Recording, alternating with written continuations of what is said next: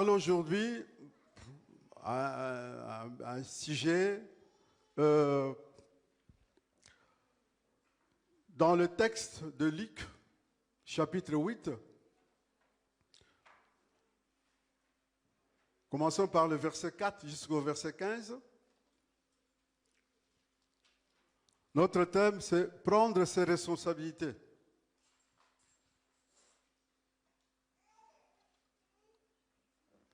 Quand on prend une responsabilité, à Dieu, bien sûr, parce que Dieu nous fait appel, c'est dans un but.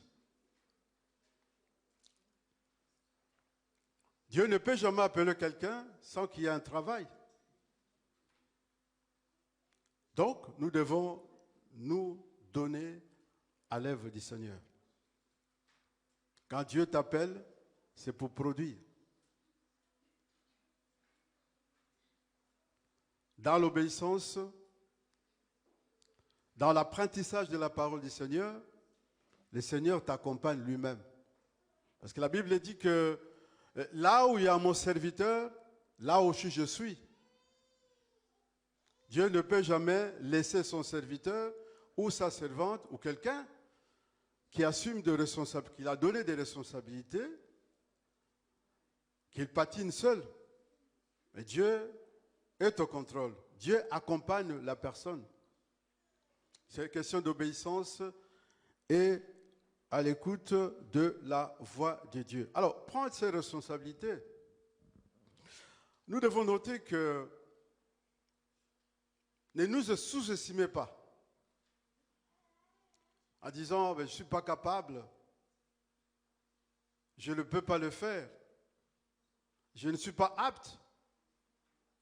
Je ne suis pas une femme ou un homme courageuse ou courageux, comme disait Jérémie. Quand Dieu t'appelle, il t'accompagne lui-même. Il ne faut pas dire que, voilà, parce qu'il y a beaucoup qui se sous-estiment. Moi, je suis encore un petit, je ne suis pas mature. Et dans la vie spirituelle, la maturité vient de lui-même, le Seigneur. On peut être moins âgé, bon, on peut être pas âgé, physiquement, mais spirituellement, ou charnellement, mais spirituellement, on a déjà eu la maturité de Dieu. Nous sommes appelés à être au service de Dieu.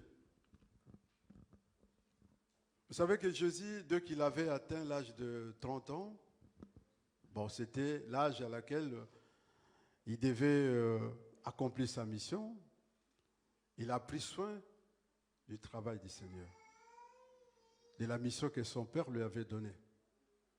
Nous aussi également. Dieu nous lègue, nous donne l'autorité, nous donne tout le moyen. Il est là. Jésus est prêt à pouvoir travailler avec nous.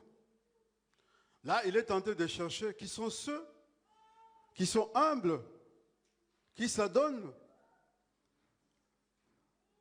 qui sont, je dirais aussi, patientes, pour qu'ils puissent se servir, utiliser. Vous savez que nous sommes des instruments de Dieu, nous sommes des ouvriers de Dieu. Dieu nous a appelés afin que nous puissions œuvrer dans son ministère. Nous faisons partie du corps de Christ. Chacun de nous a une portion du ministère de Christ. Parce que Dieu utilise. Il n'y a pas un grand, il n'y a pas un petit, il n'y a pas de femmes, il n'y a pas des hommes ou des esclaves, dit la parole de Dieu. Tous, nous sommes un en Christ. Et Dieu est capable de nous utiliser si nous nous en donnons à lui. Si nous nous intéressons à lui. C'est question de la volonté. Alléluia.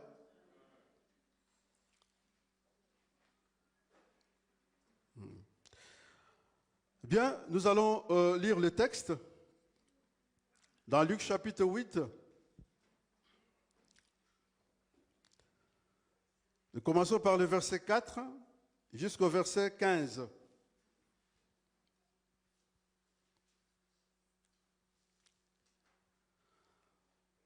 Ici, la Bible parle de l'œuvre que le Seigneur venait accomplir sur terre. Et quand nous lisons le texte nous dit qu'il y avait une grande foule s'étant assemblée et des gens étaient venus de diverses villes. Parce que partout Jésus allait, partout Jésus passait, il y avait toujours une foule énorme qui le suivait. Cette foule avait toujours soif de la parole de Dieu. Cette foule avait toujours faim de la parole du Seigneur. Et comme Jésus disait que heureux ceux qui ont faim et soif de la parole de justice, car le royaume des cieux leur appartient. Quand on a soif, quand on a faim de la parole du Seigneur, on cherche là où il y a la nourriture spirituelle bien sûr. Alors ici, quand Jésus était devant cette foule, il a commencé à leur dire cette parabole de semeur. Jésus dit dans le verset 5, un semeur sortit pour semer sa semence. Comme il semait, une partie de la semence tomba le long du chemin. Elle fut foulée aux pieds. Et les oiseaux du ciel la mangèrent. Une autre partie tomba sur le roc. Quand elle fut levée, elle sécha, parce qu'elle n'avait point d'humidité. Une autre partie tomba au milieu des épines. Les épines crurent avec elle et l'étouffèrent. Une autre partie tomba dans la bonne terre. Quand elle fut levée, elle donna du fruit au centuple. Après avoir ainsi parlé, Jésus dit à haute voix que celui qui a des oreilles pour entendre, entende. Nous allons prier. Seigneur Dieu, créateur des cieux, nous te bénissons. Merci pour le texte que tu nous inspires ce matin. Et je demande que l'explication vienne de toi, éternel Dieu. Et que chacun de nous puisse ouvrir son cœur pour recevoir, Seigneur. Recevoir de meilleures choses que tu as préparées pour nous, Seigneur. Et que cela puisse rencontrer la foi dans le cœur de chacun de nous. Merci, éternel Dieu. Merci, créateur des cieux. De bénir ton peuple, Seigneur Dieu. Et je lis tout l'esprit de distraction, de malentendu, de mauvaise compréhension. Je suis en train de les détruire dans le nom puissant de Jésus. Sois béni, sois honoré, Père de gloire. Nous te bénissons, Père, au travers de la foi, dans le nom de Jésus-Christ. Je dis ainsi, Amen.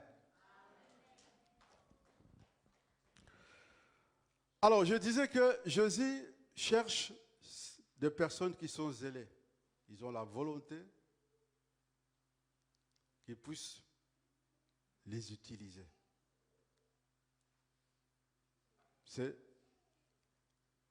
Je dirais, c'est notre gré. Si nous voulons la puissance de Dieu se manifeste à nous, si nous voulons nous mettre dans l'œuvre du Seigneur, il faut que nous ayons cette volonté. Nous voyons dans le texte biblique l'exemple de l'église primitive, comment cette église avait grandi. Alors j'allais dire ici que l'église de Dieu ne peut jamais se limiter seulement à une poignée de personnes.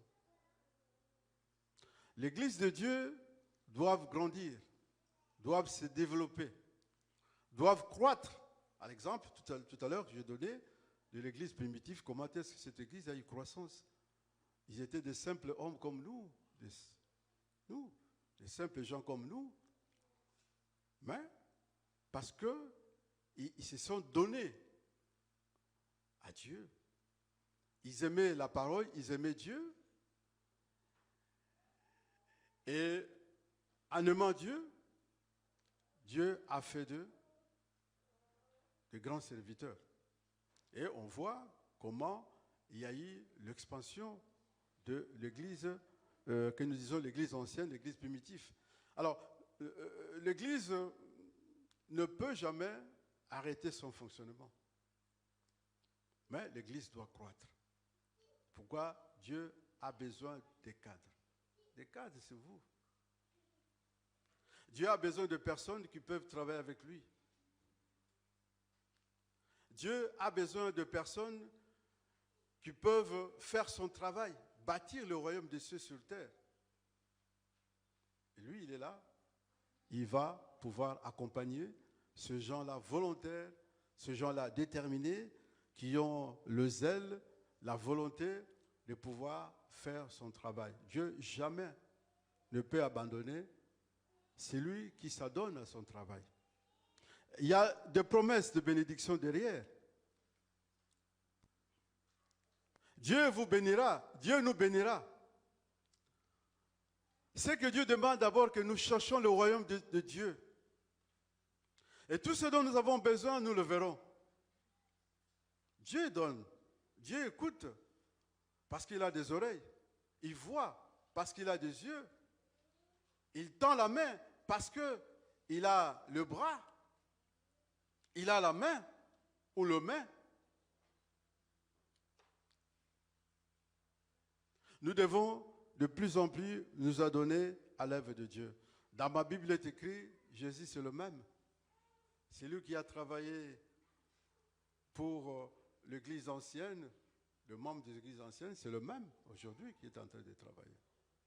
Jésus il est parmi nous. Il est là, présent. Il se joint à nous ce matin pour le service de ce dimanche. Il est là pour pouvoir nous bénir. Il est là pour pouvoir nous encourager. Il est là pour nous donner des recommandations.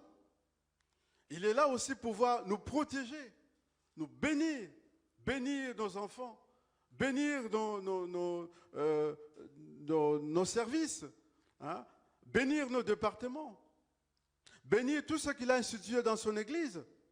Donc Dieu ou Jésus n'est pas resté indifférent jusqu'à nos jours. Vous savez que chacun de nous rendra compte à Dieu. Moi, je rendrai compte à Dieu. Toi, tu rendras compte à Dieu. Lui aussi rendra compte à Dieu. Et dans l'avènement de Christ que nous attendons, où il y aura peut-être des surprises si nous ne nous adonnons pas à l'œuvre du Seigneur. Jésus a dit, heureux ceux qui ont faim et soif de servir le Dieu. Alléluia. Alors, dans le texte, ici, on nous parle de la semence. Un homme, Jésus a donné une parabole parce qu'il parlait beaucoup aux paraboles, il utilisait beaucoup de paraboles pour faire comprendre aux disciples et aux gens qui l'entendaient. Alors, la Bible nous parle qu'un homme qui avait la semence en main, Jésus a pris l'exemple d'un agriculteur, il est sorti pour s'aimer. Il avait son trousseau à lui, où il y avait de la semence. Alors, le moment qu'il s'est promené, le long de la route, il commençait à s'aimer. C'est-à-dire à jeter les semences. Qu'est-ce que la Bible nous dit? Alors, comme il s'aimait, il y a une partie qui tomba le long du chemin. Elle fut foulée aux pieds et les oiseaux du ciel la mangèrent. Deuxièmement, une partie tomba sur le roc quand il continuait à fouler ses graines, à s'aimer. Il y a une partie qui tomba sur le roc. Quand il fut levé, elle sécha parce qu'il n'y en avait point d'humidité. Il continua. Il y avait 4 opérations. Une autre tomba du milieu des épines. Les épines crurent avec elle, et l'étouffèrent. Quatrièmement, une autre tomba dans la bonne terre. Quand elle fut levée, elle donna du fruit au centuple. tomba dans la bonne terre. Alors Jésus dit que celui qui a des oreilles pour entendre puisse entendre. Jésus-Christ a donné cette parabole. La Bible dit que Jésus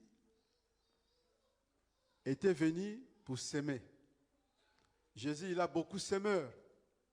Il a beaucoup semé parce qu'il était un semeur.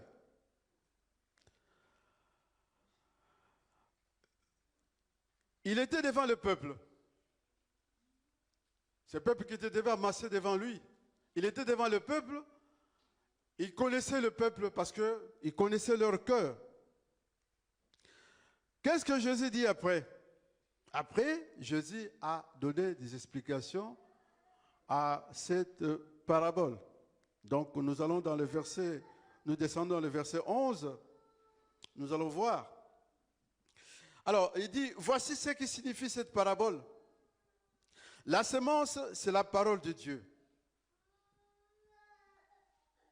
La semence, c'est la parole de Dieu. Cette parole de Dieu nous est donnée chaque jour. L'Esprit de Dieu nous donne cette occasion de pouvoir entendre cette parole. Non seulement le garder de nos oreilles, mais plutôt la recevoir. Car la parole de Dieu, ça transforme. La parole de Dieu, ça bénit. Alors, il dit ceci, que la semence, c'est la parole de Dieu. Celui qui semait, on l'appelait le semeur. Jésus, ici sur terre, comme j'avais dit, il était un semeur. Jésus a beaucoup semé. Les semeurs, nous sommes des semeurs.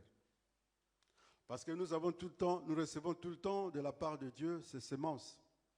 La semence, c'est la parole de Dieu. Nous sommes des semeurs.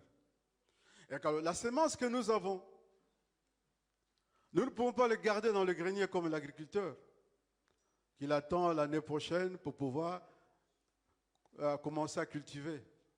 Nous, en tant qu'ouvriers de Dieu, en tant que des semeurs de Dieu, et que nous recevons tout le temps la semence de Dieu, nous ne devons pas garder cette semence. Plutôt, nous devons s'aimer. Si nous gardons dans nos greniers ou dans nos sacs, il y a des insectes nuisibles viendront détruire la semence. La semence, c'est la parole de Dieu. Nous avons la parole de Dieu, il ne faut pas garder ça. Parce que nous sommes un choix de Dieu. Nous sommes des choix de Dieu. Nous sommes des élus de Dieu. Nous sommes appelés par le Seigneur à le servir. Toi aussi, demain aussi, Dieu te pointe le doigt. Demain aussi, tu viendras à son service. Bien-aimés frères et sœurs, Dieu ne fait jamais exception des personnes. Alors, nous avons la semence. Nous avons la parole. Si nous gardons la parole pour nous-mêmes, comme Paul dit, est-ce que cette bonne nouvelle est venue seulement pour vous? Nous ne devons pas garder. Parce que ceux qui nous ont transmis la semence que nous avons eue, et aussi, ont fait des sacrifices. Dieu les a utilisés pour qu'ils viennent s'aimer. Aujourd'hui, nous pouvons dire que nous devenons aussi des semeurs. Vous avez la parole. La parole est là pour pouvoir l'appliquer. La parole est là pour pouvoir l'utiliser. La parole, c'est la nourriture. La nourriture, parce qu'il y a des gens qui ont faim. Il y a ceux qui sont assoiffés. Ils ont besoin de cette parole. Comment nous le saurons? Il faut que nous sortons dehors. Il faut que nous ayons à la rencontre de ces gens-là. La Bible dit dans Matthieu chapitre 14, verset 14, que Jésus, une fois, il se trouvait dans la barque, il est sorti de la barque. Quand il est sorti de la barque, il a vu. Et quand il a vu la foule, il était ému de compassion. Et là, qu'est-ce qu'il a fait? Il commençait à leur parler du royaume des cieux. Jésus n'avait pas gardé ce qu'il avait. Jésus était un grand semeur. Comme je disais qu'il a beaucoup semé. Il est sorti. Alors si nous restons cloués dans une maison, si nous restons à nous-mêmes, jamais nous pouvons atteindre l'objectif que Dieu a planifié pour nous. L'objectif de Dieu est que nous œuvrons dans son travail. Nous avons des dons. Les dons sont là. Comment les dons peuvent se manifester à une personne? Comment les dons aussi doivent croître aussi. Nous n'allons pas seulement rester à un don, deux dons, mais les dons aussi se multiplient quand on se donne au travail du Seigneur. C'est comme à l'école. Je pense que tout le monde a été à l'école. Certains, ils ont appris de métier. Et on ne s'arrête pas seulement à la théorie. Mais la pratique est tellement importante, ou l'apprentissage, qui permet d'avoir la plus de connaissances. Donc, nous devons exercer le travail du Seigneur. Nous sommes appelés à le servir. Nous sommes des semeurs. Nous avons la semence entre nos mains. Ces gens-là qui ont besoin, qui ont soif de la parole du Seigneur, qui ont soif de Jésus-Christ, qui ont des difficultés, ne viendront pas vers nous ou ne viendront pas ici, dans ce local, si nous, on ne sort pas pour aller les chercher. Et ils ne diront pas aussi, ils ne diront pas que voilà, j'ai besoin de Jésus. Non. Mais c'est le Christ qui nous a choisis, le Christ qui nous a établis comme des responsables, qui nous a donné du travail. Lui, il va pouvoir nous accompagner. Dieu va nous utiliser, nos membres inférieurs, supérieurs, nos pieds, nos jambes, et nos oreilles, nos yeux, nos bouches, notre bouche, pour pouvoir parler aux autres, s'adresser aux autres. Amen. Non seulement, ici, dans ce texte, Jésus ne parle pas seulement de ceux qui ont des responsabilités hautes ou ceux qui sont des pasteurs, d'évangélistes, de diacres. Non, il s'adresse à tout le monde. Cette parabole de semeur est pour tout le monde. Nous sommes tous des chrétiens. Dieu va pouvoir nous reconnaître, va pouvoir nous récompenser au travers notre efficacité, notre courage, notre savoir-faire. Et là, nous serons bénis.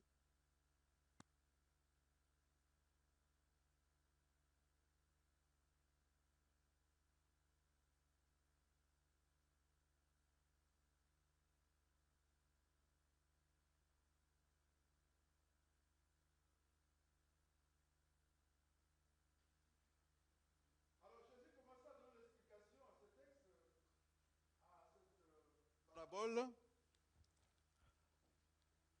Il a dit, la semence c'est la parole de Dieu, comme je disais. Ceux qui sont tombés le long du chemin, ce sont ceux qui entendent, puis le diable vient et enlève de leur cœur la parole, de peur qu'ils ne se croient et soient sauvés. Donc Jésus commençait à expliquer le parabole qu'il avait prononcé, qu'il avait dit à ses disciples. Et il dit que, première chose, il dit qu'il parle de manque de garder la parole. Donc, c'est la parole de Dieu. Ceux qui sont le long du chemin, ce sont ceux qui entendent la parole de Dieu. Et ils le gardent point. Parce que le diable vient, il enlève de leur cœur la parole. Dieu sème la parole, sa parole dans nos cœurs. La parole de Dieu est là pour transformer. La parole de Dieu a un objectif. Enfoncer dans le cœur qui sont négligents, de cœurs de pierre. L'objectif de la parole, c'est de transformer la personne. Notre but, c'est parler de Jésus à son peuple. Prêcher la bonne nouvelle du royaume des cieux. Limitons ça seulement ça. Mais le reste, c'est Dieu même qui fait. Parce que la parole, c'est Jésus. Jésus a la puissance. Je disais qu'il n'a pas changé. Il est demeuré le même. Alors, qu'est-ce qu'on constate? Qu'aujourd'hui, il y a des chrétiens, ils viennent aujourd'hui, et puis on ne les verra plus. C'est-à-dire, la parole que Dieu a sémée dans son cœur a été volée par le diable. Le diable sait la puissance de la parole de Dieu. Le diable a toujours peur de la parole de Dieu. La parole de Dieu, ça fait partie ça fait partie des armes que Dieu a préparées pour nous. Quand on a la parole, on arrive à résister contre le diable. Jésus, on voit dans le désert, Matthieu chapitre 4, comment il a résisté contre le diable. Le diable, il est venu avec plusieurs techniques ou ce style de pouvoir décevoir le Christ, de pouvoir le faire tomber. Mais Jésus, connaissant la parole, au travers de la parole, que Jésus a fait échouer le plan du diable. Donc, il faut demeurer dans la parole. Garde la parole de Dieu, c'est tellement important. Il dit encore, il parle de racines, que la parole de Dieu est tombée sur le roc, ou la semence est tombée sur le roc. Ce sont ceux qui, lorsqu'ils entendent la parole, la reçoivent avec joie, mais ils n'ont point de racines. Racine, c'est la base. Quand on n'a pas la base, quand on n'a pas fondé sa vie spirituelle dans la parole de Dieu, donc en Jésus-Christ, qu'est-ce qu'on constate? Qu'à un temps donné, il croit et il succombe au moment de la tentation. Le diable est là pour voler la foi des enfants de Dieu. La foi est produite par la parole de Dieu. Donc, le diable, son objectif, c'est voler. C'est que Dieu sème dans le cœur des enfants de Dieu. Donc, voler la foi. Hein? Voler la foi à celui qui n'a pas la parole. La foi, nous allons voir ça un autre jour, la foi, ça permet à nous de croire que Dieu existe. Ça nous permet d'être agréable à Dieu. Parce que sans la foi, ce que nous faisions actuellement, c'est impossible, parce qu'il est impossible que nous puissions servir Dieu. La foi nous permet de vivre l'existence de Dieu, la présence de Dieu. La présence de Dieu est ici. Je le sens. Dieu est là. Alors la foi nous permet de pouvoir dire que nous avons reçu, ou j'ai reçu ce que j'ai demandé à Dieu. J'attends seulement que la chose soit palpable. Mais je l'ai déjà reçu. Amen. Alors, il continue à dire que ceux qui sont tombés parmi les épines, ce sont ceux qui, ayant entendu la parole, s'en vont et les laissent étouffer par le souci, les richesses et le plaisir de la vie. Endoctrinés par le souci de la vie de ce siècle. Le problème, ça peut être aussi par le problème des maladies. Il y a plusieurs causes que les gens tombent ou rétrogradent. devient faible, situation sociale, situation familiale, situation financière, santé, et des soucis qui fait que la personne ne puisse garder la parole du Seigneur, c'est-à-dire les soucis viennent étouffer la parole qu'il avait reçue de Dieu. La Bible dit que Dieu pourvoit à nos besoins. Nous devons croire cela. Philippiens chapitre 4, verset 19. Dieu pourvoit à nos besoins. Il est le pourvoyeur.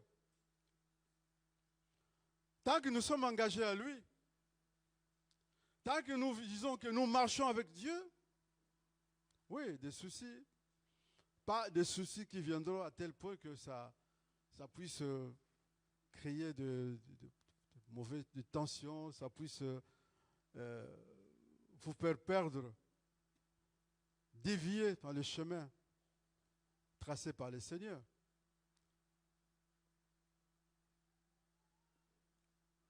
Oui, mais nous devons nous rassurer que Dieu est là pour pourvoir à nos besoins.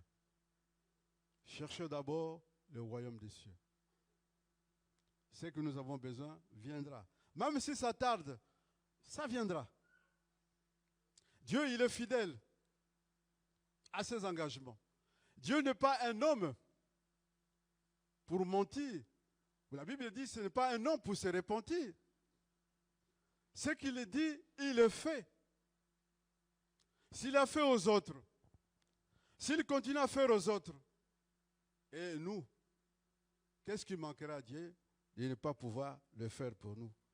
Donc, soyons rassurants que le besoin de ce monde, hein, et quand nous aimons le monde, nous ne pouvons pas aimer Dieu, qui est la parole. C'est bien sûr. Parce que le monde est là pour pouvoir nous détruire. Tout ce qu'on voit dans le monde, ce sont des réalités que nous vivons dans le monde. Quand tu n'as pas la foi, quand tu n'as pas le Christ, c'est difficile de pouvoir supporter les choses. Il y a beaucoup qui sont en train de se perdre parce qu'ils sont amenés, ils sont conduits selon le désir de ce monde. Alors, il dit, le quatrième, il dit que dans le verset 15, ce qui est tombé dans la bonne terre, ce sont ceux qui, ayant entendu la parole avec un cœur honnête et bon, la retiennent et portent du fruit avec persévérance. Persévérance. La bonne terre. Ce qui est tombé dans la bonne terre, c'est le cœur, le bon cœur et le cœur honnête. C'est que Dieu dit, mon fils, donne-moi ton cœur. Chose que Dieu a besoin. Donne-moi ton cœur pour te transmettre des choses spirituelles. Dieu a besoin de ton cœur. Il faut que le cœur soit bon et honnête. Quand le cœur est bon et honnête, il reçoit la parole du Seigneur. Donne la place à la parole du Seigneur. Tout ira tout seul. Les choses vont aller toutes seules. Toutes les difficultés, Dieu va pouvoir le épargner. Il faut que le cœur soit bon et honnête pour conserver la parole. Alors, quand le cœur est honnête et bon, nous pouvons produire des fruits.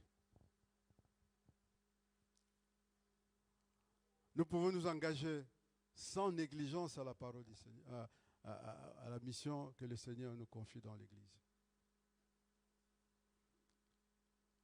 Dieu va nous accompagner. Partout nous dirons d'aller, nous allons aller sans complexe, sans avoir peur. Si ça arrive quelque chose, depuis, c'est que Dieu l'a voulu. Mais Dieu ne laissera pas que quelque chose de pur t'arrive ou nous arrive pendant que nous sommes engagé dans son travail. C'est lui qui nous engage comme son travail. Et il faut être en contact permanent avec Dieu. Au travers de prières, de jeûnes, c'est important qu'un enfant de Dieu, un chrétien, qui devait produire des fruits, qui devient le cœur de Dieu, que Dieu utilise, qui s'engage au travail du Seigneur, ait toujours un contact permanent avec le Seigneur. Tous les jours. C'est important que nous donnons du temps à parler avec Dieu et à écouter Dieu. Quand on parle avec Dieu, et Dieu va nous parler, ce que nous pouvons faire. Dieu va nous montrer des choses de futur.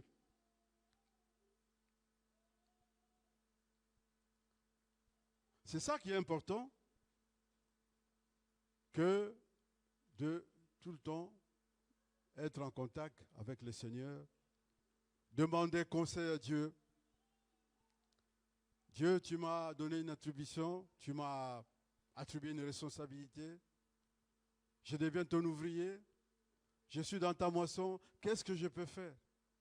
Je disais dans mon petite introduction qu'il ne faut pas se sous-estimer. Beaucoup disent que non, moi je ne dirai pas. Non. Sinon, moi aussi, je pourrais le dire. Moi aussi, je pourrais le dire. Ben, nous devons dire que nous sommes capables.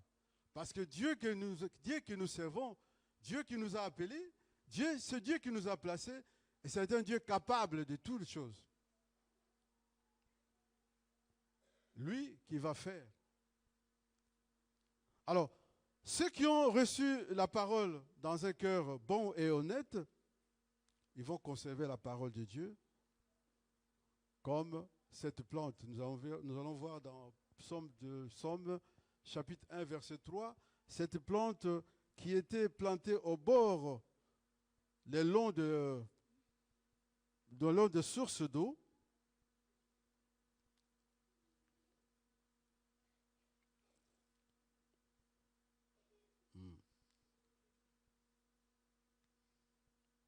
Il est comme un arbre planté près d'un courant d'eau qui donne son fruit à sa saison et dont le feuillage ne se flétrit point. Tout ce qu'il fait lui réussit. C'est ça. Dieu veut que nous puissions être productifs. C'est-à-dire produire des fruits dans notre travail, dans notre engagement, et que nous ne négligeons aucune des responsabilités que Dieu nous a données. Jésus a dit aux disciples dans le désert, ramasse tout ce qui reste, tout ce qui est tombé par terre. Cela veut dire que nous ne pouvons rien négliger, nous ne pouvons rien laisser tomber. La parole de Dieu nous soutient. La parole, c'est Jésus-Christ. Alléluia. Alors, tout arbre planté le long d'une source d'eau produit de fruits à sa saison.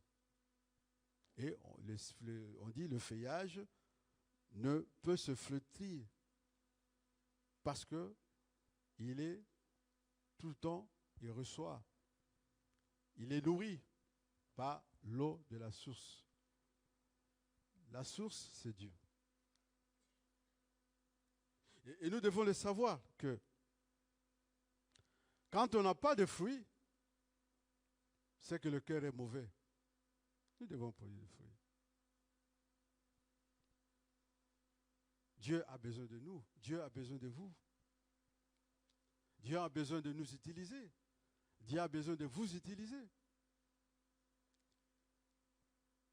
Dieu a besoin que le peuple le connaisse. C'est-à-dire que nous avons une dette vis-à-vis de ce monde.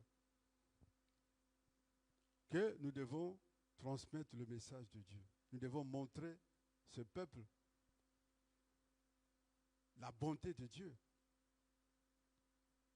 Nous avons été bénis. Nous disons nous avons été bénis. Nous avons été guéris. Nous avons vu l'ami de Dieu. Parce que nous avons cru à la parole de Dieu et nous avons gardé. Et si jusqu'à maintenant, nous vivons la présence de Dieu, parce que nous gardons la parole de Dieu. Dieu dit ceci, Jean chapitre 14, je crois, le verset 23, il aime celui qui garde sa parole. Celui qui garde sa parole, lui, Dieu viendra avec son Fils, avec l'Esprit Saint, bâtir, je dirais, s'installer, installer son royaume à la personne. Donc, nous devons croire, nous devons plutôt nous attacher à la parole. La parole, c'est Jésus-Christ. Aimer la parole de Dieu, servir Dieu, se donner à Dieu. Rien n'est impossible, ou rien ne pourrait être impossible à nous si nous décidons de servir Dieu. Les difficultés, pour nous, c'est passager. Dieu pourvoit. Dieu nous donne tout le moyen. Appliquons-nous au travail du Seigneur. Produire dans son travail. Produire des fruits. Quand on dit produire des fruits, prendre soin de ses engagements, aider Dieu ou penser au développement de notre ministère, avoir les soucis des uns les autres, avoir les soucis pour l'Église du Seigneur. Ça fait partie de ce que nous devons produire à Dieu. Que Dieu voit vraiment, produisons, comme on avait dit. Et demain, le Seigneur va nous récompenser. Demain, le Seigneur va nous bénir. Alors, si nous lisons dans Jean chapitre 15 pour terminer ce message, Jean chapitre 15,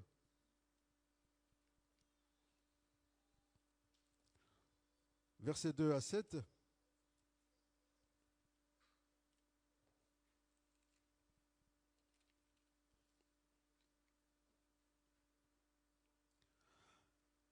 Je suis le vrai cep et mon Père est le vigneron. Tout sarment qui est à moi et qui ne porte pas de fruits, il le retranche.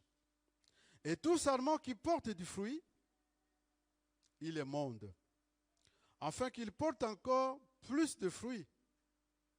Déjà vous êtes purs à cause de la parole que je vous ai annoncée. Demeurez en moi et je demeurerai en vous. Comme le sarment ne peut de lui-même porter du fruit, s'il ne demeure attaché au cep. Ainsi, vous ne le pouvez non plus, si vous ne demeurez à moi.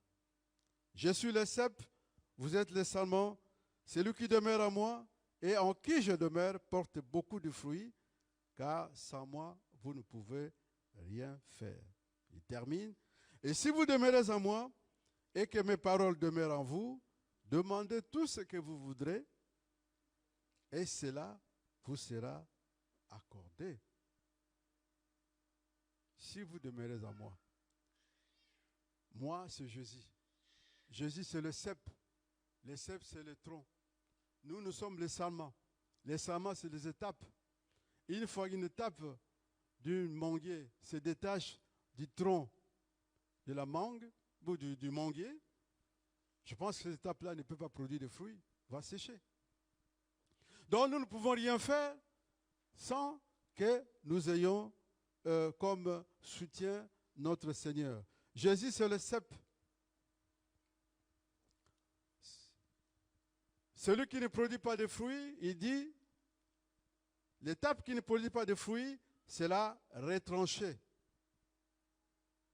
Mais l'étape qui produit le fruit sera bien préparée afin que ça puisse produire encore plus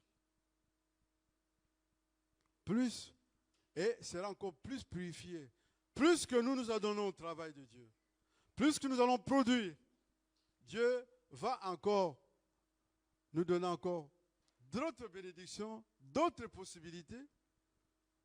Nous allons encore grandir de plus encore pour produire encore plus. C'est ça les dons.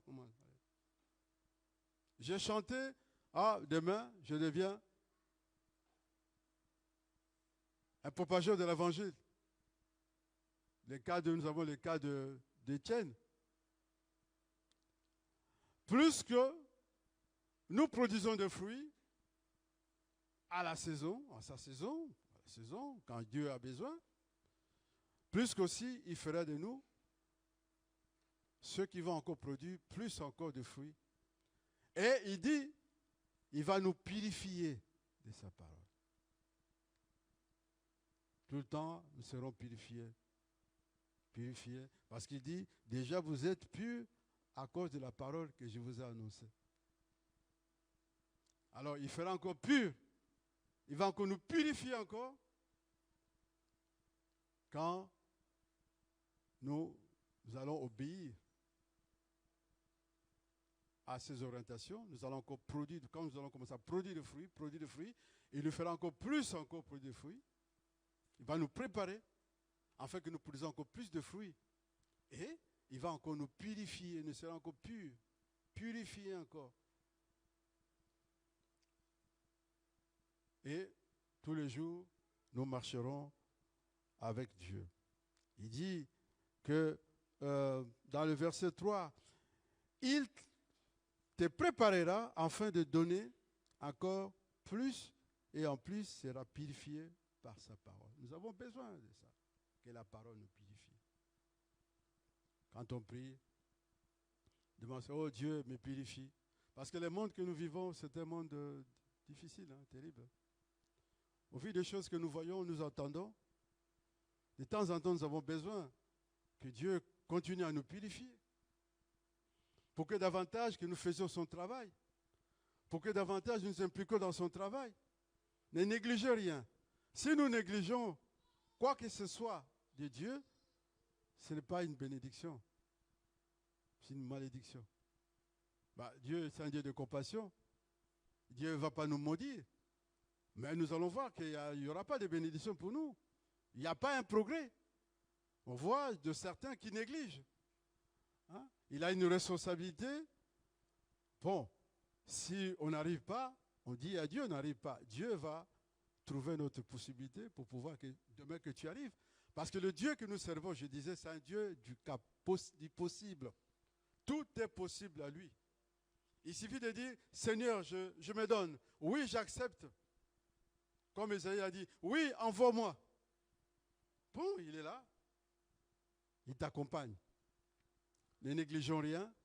Prenons soin de ce que nous avons reçu. Alors dans le verset 4, nous lisons, il dit, demeurez à moi et je demeurerai en vous. Comme le sarment ne peut de lui-même porter de fruits s'il ne demeure attaché au cep.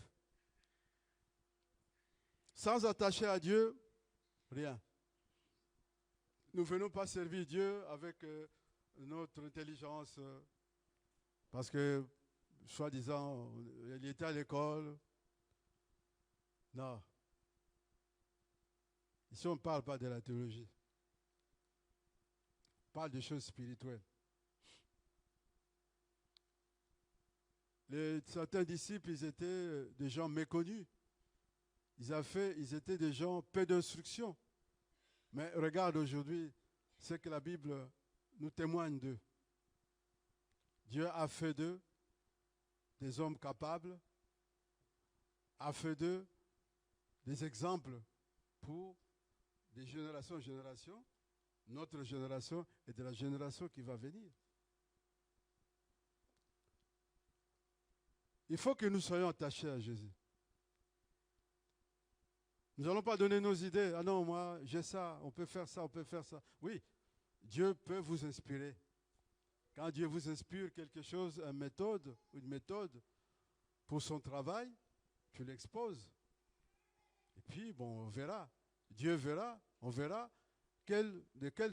comment on peut pouvoir travailler sur cette façon que Dieu vous a inspiré. Il y a des choses que Dieu nous inspire, même dans des révélations, mais Dieu nous donne une autre façon que nous pouvons interpréter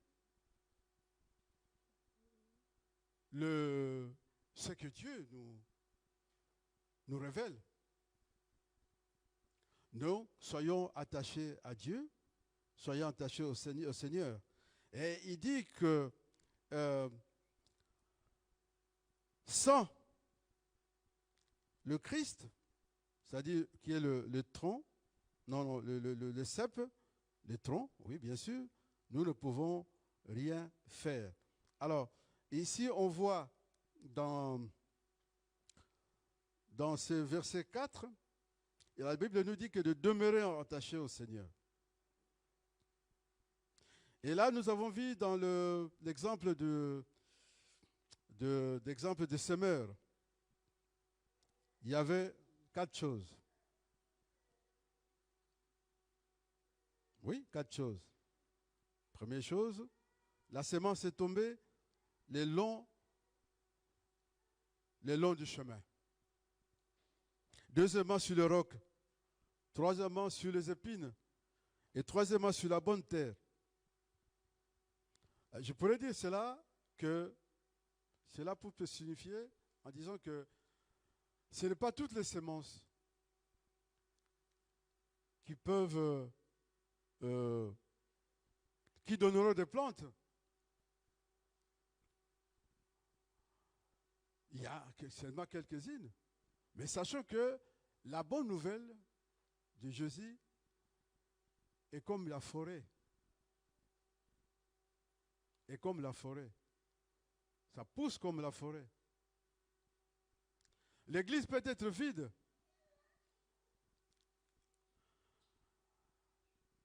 L'église peut être vide. Cela ne dit pas qu'il ne viendra pas d'autres chrétiens. Jésus a tout accompli sur la croix. Gardez ce que nous avons reçu de la part de Dieu. Tout a été accompli sur la croix. La Bible dit que tout ce que nous demanderons à Dieu en faveur de son peuple, il le donnera. Dans le verset 7. Si vous demeurez à moi et que mes paroles demeurent à vous, demandez ce que vous voudrez et cela vous sera accordé. Manque de sagesse, manque d'intelligence, manque d'efficacité, de courage, manque des idées, manque de pensée. Fais recours à Dieu. C'est lui qui dit. Fais recours à Dieu. Oui, il s'arrive que Dieu nous met devant un fait accompli. Dieu te demande de me faire ça. Mais si tu regardes ce que tu vas faire, tu te vois incapable. Mais les Écritures nous disent que nous ne devons pas nous sous-estimer. Nous n'allons pas dire que nous ne sommes pas, oui Seigneur, oui c'est vrai, c'est incapable, je n'arriverai pas à le faire. Tant que c'est lui qui le dit, tant que c'est lui qui le demande, tout sera possible. Alléluia. Alors il faut, de ce travail que Dieu nous a donné, il faut que nous soyons dotés de la puissance du Saint-Esprit. Jésus, quand il a envoyé ses disciples, il les a donné tout pouvoir. Sans le Saint-Esprit, nous ne pouvons rien faire. Sans Jésus-Christ, nous ne pouvons rien faire. Si nous ne gardons pas en contact avec Dieu, nous ne pouvons rien faire. Ni annoncer Christ, ou annoncer l'Évangile, ni produire des fruits, soit dans les engagements que Dieu nous a donnés, nous allons commencer à patiner. Parce qu'il y a quelque chose qui nous manque. Le Saint-Esprit nous aide dans nos faiblesses. Non seulement pendant que nous prions, Mais il nous aide pour faire le mieux notre travail. Le Saint-Esprit nous guide. Le Saint-Esprit est avec nous, il marche avec nous. Le Saint-Esprit est là aussi, il est notre protecteur. C'est l'Esprit de Dieu, c'est l'Esprit de Jésus-Christ. Quand on n'est pas doté du Saint-Esprit, on ne peut pas en aucun cas arriver à accomplir la mission que le Seigneur voudra que nous fassions. Il y a l'amour. Jésus a dit que demeurez en moi.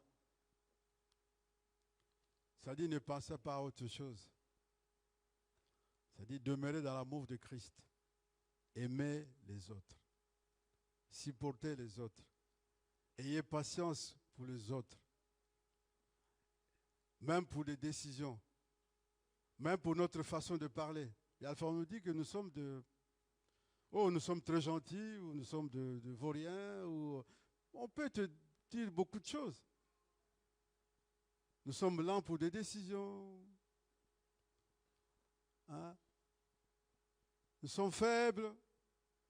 Faibles. Notre faiblesse, c'est notre force. Alléluia. Il faut d'abord donner du temps. Le Saint-Esprit est là pour nous aider à des décisions. Le Saint-Esprit nous pousse. Tu sens comme quelque chose qui te pousse. Il est là, il te pousse. Et Alpha, il te met dans un sommeil toute la nuit. Il veut te parler quelque chose. Il t'amène dans un autre monde. Donc le Saint-Esprit est important, bien-aimés frères et sœurs, pour que nous puissions continuer à servir ce Seigneur. En tout cas, soyez bénis de Dieu, parce que votre engagement dans le ministère de Dieu, votre engagement à Christ, c'est une bénédiction. Non seulement pour vous, pour votre progéniture.